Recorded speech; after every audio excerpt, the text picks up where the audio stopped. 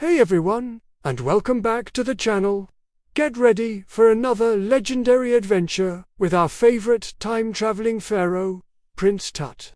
If you thought his last journey was wild, you haven't seen anything yet. Buckle up, because we're blasting off into a story that's truly out of this world. Our story begins back in the golden sands of ancient Egypt. Prince Tut, ever the curious and daring royal, was exploring a newly unearthed chamber deep beneath the pyramids. This wasn't just any old tomb.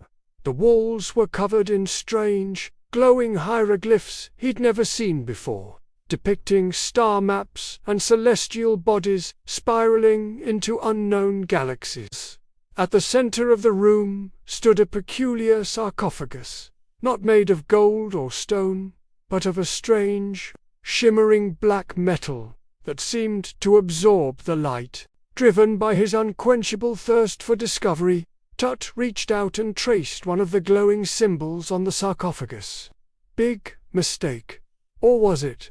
The moment his finger made contact, the entire chamber flooded with a blinding, sapphire blue light. The air crackled with energy. The ground shook, and Tut felt a bizarre sensation, like he was being pulled apart and put back together, atom by atom. He was no longer in the familiar dusty tomb. He was hurtling through a swirling vortex of colors and stars, a cosmic tunnel through space and time. When the disorienting journey finally ended, Tut found himself sprawled on metallic ground that hummed with a low, constant energy. He blinked, his eyes adjusting to the strange new light. The sky above wasn't the familiar blue of Earth. It was a deep violet, swirling with two glowing moons and constellations he didn't recognize. Towering structures that looked like crystal and chrome scraped the alien sky, connected by bridges of pure light. He had arrived on a planet unlike anything he could have ever imagined. This was definitely not Egypt anymore. As Tut stood up, dusting off his royal linen, he heard a heavy, rhythmic stomping sound. It was a patrol. But these weren't Egyptian guards. They were colossal beings, easily 10 times his size, forged from gleaming metal. Their bodies were a symphony of intricate gears, pistons, and glowing energy lines. One was a brilliant red and blue, with a noble and commanding presence. Another, a sleek silver, moved with deadly grace, while a third was a vibrant yellow, buzzing with what seemed like youthful energy. Their faces were angular, with glowing optics for eyes. Tut's jaw dropped. They looked like giant, living statues, warrior gods from a mechanical pantheon. The red and blue leader, whose voice boomed like rolling thunder yet held a surprising warmth, knelt down to get a better look at the bewildered prince. "I am Optimus Prime," he announced, his voice resonating through Tut's very bones. "And this is our world, Cybertron. You are far from your home, little one. How did you get here?" Tut, though initially terrified, saw no malice in the giant's glowing blue eyes. He stood tall, puffed out his chest with as much royal dignity as he could muster, and introduced himself as Prince Tutankhamun of the great kingdom of Egypt. The Cybertronians, or Autobots as they called themselves, were fascinated.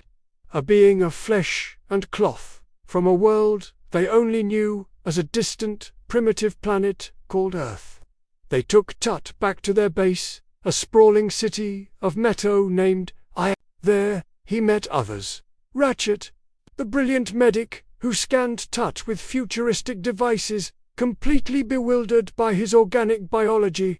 Bumblebee, the yellow scout who communicated through a series of energetic beeps and radio snippets, instantly forming a bond with the young prince. Tut, in turn, shared stories of his life, of pyramids, the Nile, and the gods of his people, showing them artifacts he still had in his satchel.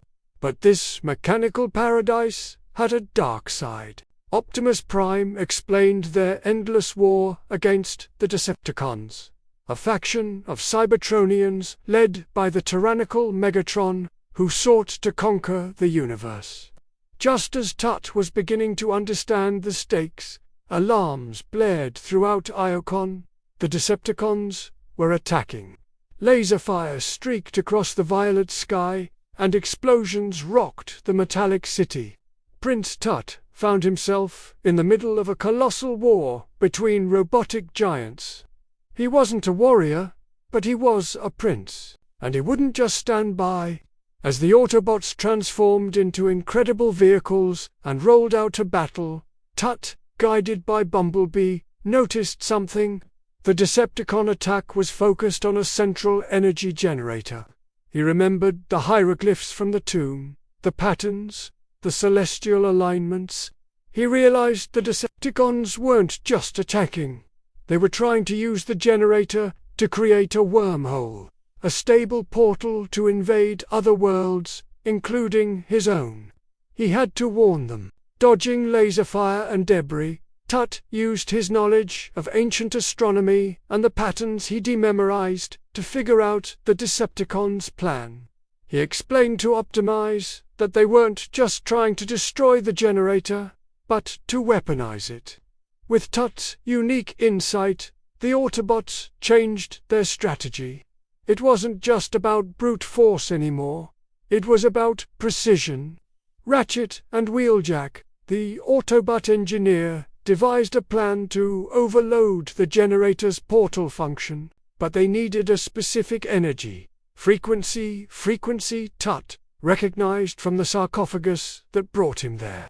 In a daring move, Tut, protected by Bumblebee, raced towards the volatile energy generator. He guided Ratchet, telling him which energy conduits to adjust, creating a feedback loop based on the ancient Egyptian symbols. As Megatron roared in fury, the portal destabilized, collapsing in on itself and throwing the Decepticon forces into disarray.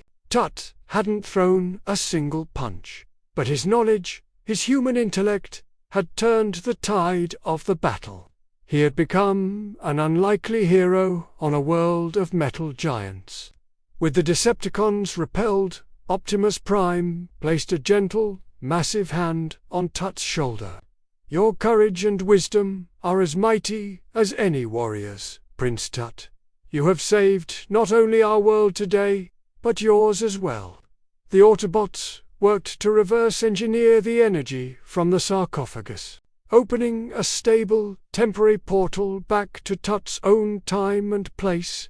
It was time for him to go home. He said his goodbyes to his new friends, especially Bumblebee, who gave a series of sad but hopeful whirs and clicks. Stepping through the shimmering portal, Tut was back in the dusty tomb, the strange sarcophagus now dormant. It felt like only moments had passed, but he knew he had lived an entire lifetime in another galaxy. He returned to his palace a different person, his perspective on the universe forever expanded. He now knew that the stars his people worshipped were not just lights in the sky, but gateways to worlds beyond imagination, filled with friends as loyal and brave as any he knew.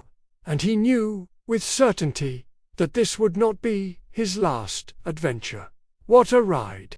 From the sands of Egypt to the metal world of Cybertron. What do you think will happen on Prince Tut's next epic journey? Let me know your craziest ideas in the comments below. If you enjoyed this story, don't forget to hit that like button and subscribe so you don't miss out on the next chapter. Thanks for watching, and we'll see you in the next adventure.